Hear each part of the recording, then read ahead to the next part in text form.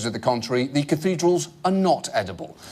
It was the 70th anniversary of VE Day this week, when Allied forces formally defeated the Nazis, and Russia went all out to mark the occasion.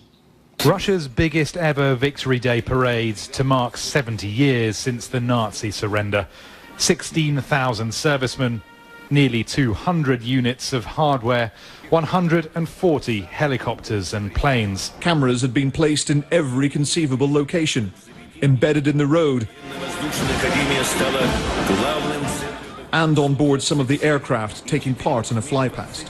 Yes, and we don't just have cameras there. We also have cameras on the horsefoot. And even inside Putin's mouth. Many cameras for you to enjoy. Many cameras.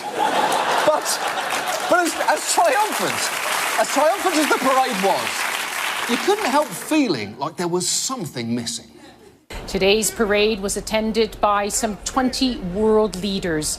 But President Vladimir Putin had invited more than 70. Most Western leaders stayed away in protest over Russia's actions in Ukraine. Ouch. Less than a third of invitees showed up, and it actually got even sadder when you look at Putin's outgoing texts halfway through the parade, including "where you at," "you on your way," and more of a gathering than a party, but you should def swing by. I mean, that's heartbreaking, or it would be if Putin's heart was not a potato filled with battery acid. But in fact, with so many Western leaders not turning up, the parade attendees amounted to a who's who of who Putin hasn't pissed off.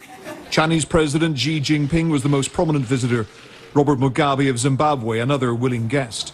OK, well, getting the Chinese president is pretty good, but no one in the course of human history has ever said, well, at least Mugabe came. To be fair, there was actually an American presence there in the form of Steven Seagal. And I would say it's the last place that you'd expect to see Steven Seagal, but that wouldn't be true because that place, of course, is a movie set. I'm just saying, he's the only action star who was literally too expendable for the Expendables.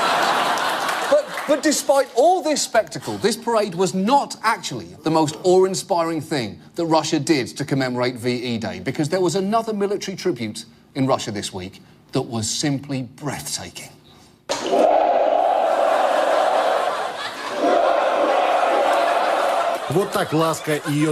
This is the way Laska and her friend Winnie the Pooh salute their superiors, as now they are not just SEALs, but Baikal Special Forces, waking up early, physical training, and of course, shooting practice.